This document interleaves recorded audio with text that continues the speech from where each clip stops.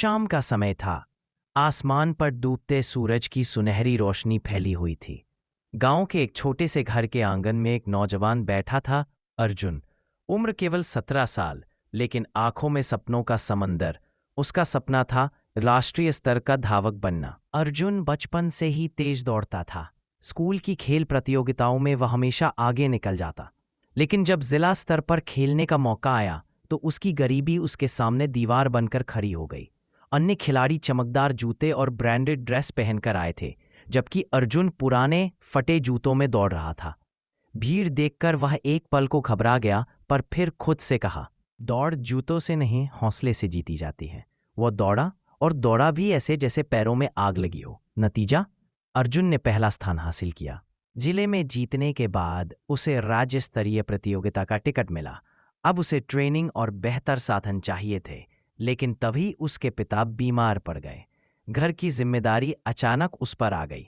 सुबह 4 बजे उठकर दूध बांटना, फिर मजदूरी में पिता का हाथ बटाना और शाम को थोड़ी देर दौड़ने का अभ्यास करना, यही उसकी दिनचर्या बन गई। राज्य स्तरीय प्रतियोगिता में पहुंचने से पहले ही थकान और साधनों की कमी ने उसे कमजोर कर दिया। प्रतियोगिता वाले दिन उसके पास नए जूते खरीदने तक के पैसे नहीं थे। उसने वही फटे जूते पहनकर दौड़ लगाई। इस बार वह चौथे स्थान पर आया। मंच पर केवल पहले 3 विजेताओं को बुलाया गया। अर्जुन दूर खड़ा आंखों में आंसू लिए देखता रहा। उस दिन उसने सोचा, शायद दौड़ना मेरे बस की बात नहीं, शायद ये सपना मेरी किस्मत में ही नहीं। लेकिन समस्याएं अब भी थीं। कई बार उसे बिना खाना खाए अभ्यास करना पड़ता, क्योंकि घर में पैसे नहीं होते। कई बार साथियों का ताना सुनना पड़ता, तेरे पास जूते नहीं, ड्रेस नहीं, तू क्या खिलाड़ी बनेगा। हर बार अर्जुन सिर्फ एक ही वाक्य सोचता, अगर मेरे सपनों की कीमत गरीबी है तो मैं यह कीमत चुकाने को तैयार हूं। राघव सर सुबह 4 बजे अर्जुन को उठाकर गांव के मैदान में ले जाते। पहले 5 किलोमीटर वार्म अप दौड़, फिर स्प्रिंट की प्रैक्टिस, खाने पीने में खास ध्यान। अर्जुन का शरीर धीरे धीरे मजबूत होने लगा। उसके पैर अब और तेज चलने लगे। लेकिन जिंदगी हमेशा हारने वाले को दूसरा मौका देती है। गांव के एक सेवानिवृत्त खेल शिक्षक राघव सर ने उसकी निराशा देखी। उन्होंने अर्जुन को बुलाया और कहा, बेटा, हार मान लेना आसान है। असली खिलाड़ी वही है जो हार के बाद भी मैदान छोड़कर नहीं भागता। तुम्हें केवल मेहनत नहीं, सही दिशा भी चाहिए। अगर तुम तैयार हो तो मैं तुम्हें सिखाऊंगा। अर्जुन ने बिना सोचे समझे हामी भर दी। अब उसकी जिंदगी बदलने लगी। आखिरकार वह दिन आया जब राष्ट्रीय प्रतियोगिता का चयन होना था। इस बार अर्जुन पूरी तैयारी के साथ पहुंचा। हालांकि जूते अब भी पुराने थे, लेकिन उसके इरादे नए थे। दौड़ शुरू हुई। सैकड़ों दर्शकों की आवाजें गूंज रही थीं। सामने 100 मीटर का ट्रैक था।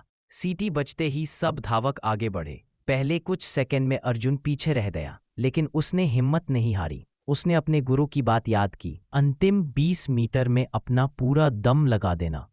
और सचमुच आखिरी 20 मीटर में अर्जुन ने पूरी ताकत झोंक दी। उसके पैर बिजली की तरह चले और उसने सबको पीछे छोड़ दिया। वह पहले स्थान पर आया। पूरा मैदान तालियों से गूंज उठा। मंच पर खड़े होकर जब अर्जुन ने मेडल लिया तो उसकी आंखें नम थीं। उसने मन ही मन कहा, यह जीत सिर्फ मेरी नहीं, मेरे माँ बाप और मेरे गुरु की है। आज अर्जुन राष्ट्रीय स्तर का धावक है।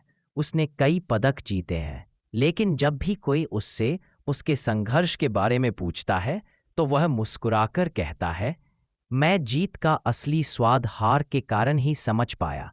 अगर आप हार से घबराते हैं तो याद रखिए, हर हार आपके लिए जीत का एक सबक है। कहानी से सीख, सपने कभी छोटे बड़े नहीं होते, बस उन्हें पाने का जज्बा बड़ा होना चाहिए।